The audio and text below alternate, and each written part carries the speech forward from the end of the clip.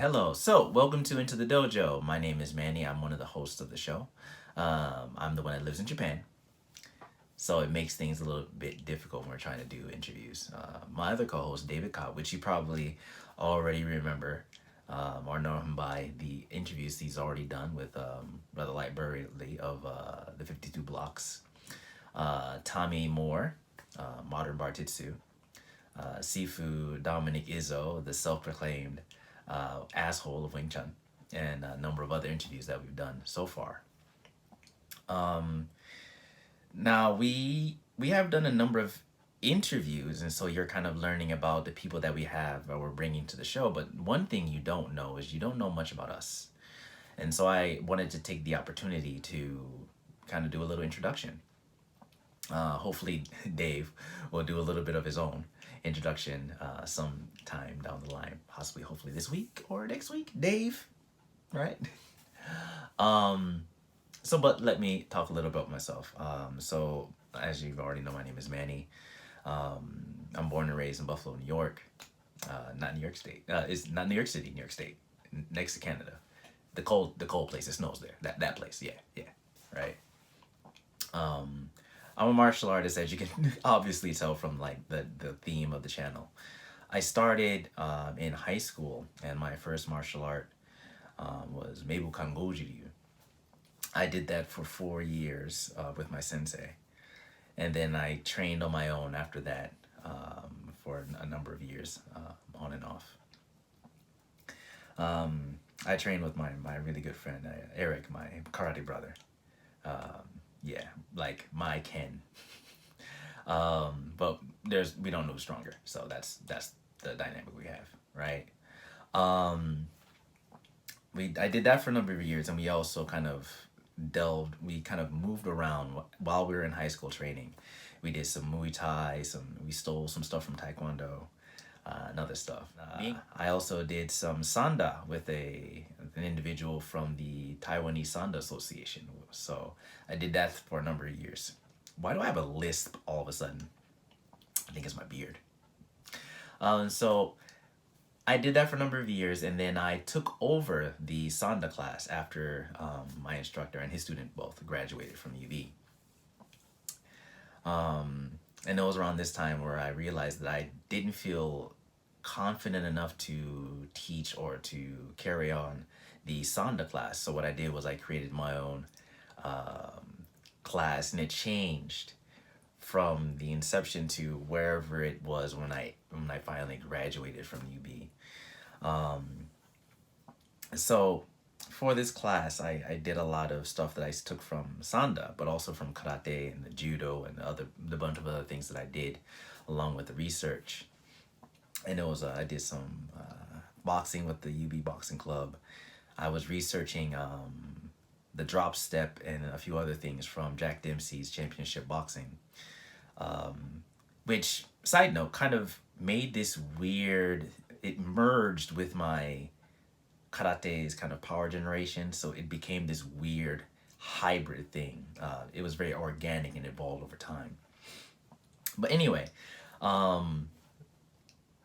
so the striking came from like the boxing, the kickboxing, some of the stuff from karate, right? All of that kind of merged together into the curriculum, along with some stuff from like judo, so basic sweeps and basic throws, right? Hold downs, along with catches from Sanda, and a lot of body conditioning from karate, a lot of body conditioning. Along with that, I did some research into some of the Dog Brothers stuff, right? So I took the Shark Tank, which was like you have a group of people, a circle, and then you put a person in the middle, and you give them numbers, you call a number, they go in and they try to get the person on their back, on their stomach, and hold down, and then hold them for a period of time, and then the person in the center's whole goal is to just not get taken down, or at least the goal is to dispatch that person and get out, run out of the circle before I call another person, right? Because it becomes exponentially more difficult. Anyway, so I had this class that kind of transitioned from a martial art, kind of like a sporty martial arts class, to something that was a little bit more combative in nature. but I still had the kind of the martial arts sporty aspect of it as well.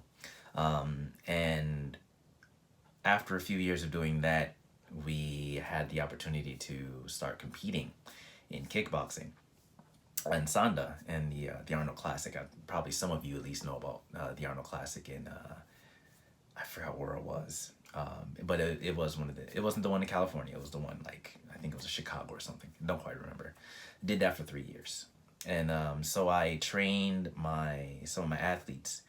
So I had specifically kickboxers that I trained for that, and I had people come back with gold, silver, and bronze medals for 3 years.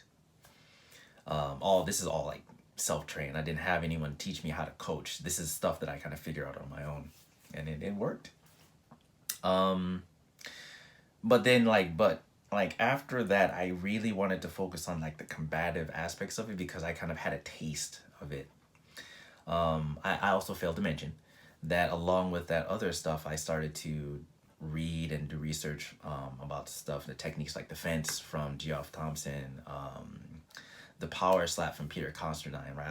I was researching, kind of stealing these things, and kind of just inputting them into my Go Shinjitsu, which was what my class ended up becoming. And so we did that. I did that for a number of years until I graduated. I graduated from UB.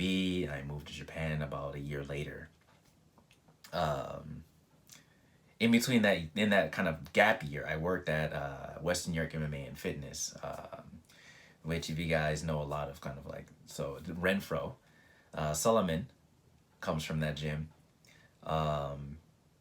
Patty Mix from WNY, and a bunch of other good guys. So if you remember them, that's where they were. Anyway, I moved to Japan. I started training in Kudo. I got my black belt after a number of years doing that. I dabbled in some combat wrestling and some sambo, combat sambo, and some other stuff. And much more recently, I've gotten a bit into Brazilian Jiu-Jitsu. Been doing it for years. Still a white belt because I suck at it. But I think my main focus has become the combative aspect of martial arts. So I'm really into the combatives. So I've been trying to shave off a lot of the unnecessary things that I have. And I've been trying to really just get a really confined, like really refined toolbox of skills that I can use.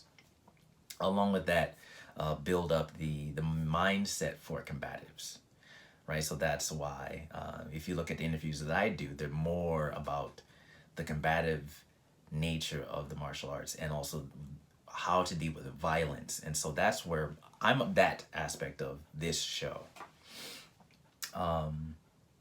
So yeah, that's a little bit about me. And hopefully Dave will make a video as well and kind of talk to you guys about what it is that his upbringing and his journey through the martial arts. Well, I also want to say thank you very much for those of you who have joined the channel, who have subscribed. Thank you very much. We still have some really good content coming to you guys shortly. If you have any recommendations, anybody that you would want to see on the show, please feel free to drop us a DM on Instagram, and we're going to put the link to the Instagram down there. We should make a link tree. Or just leave a comment and let us know who it is that you guys want to see next, and we'll try to get them for the show. But I really want to say thank you guys. I'm really just doing this for you because I love martial arts and I love teaching and sharing information. So I think that's what I want from this channel, is to give you the things that I didn't have when I was kind of coming up. So that's all for what I have to say to you guys. So please, if you're not subscribed already, please like, subscribe, and be back for the next bit of content we have coming this week. See ya.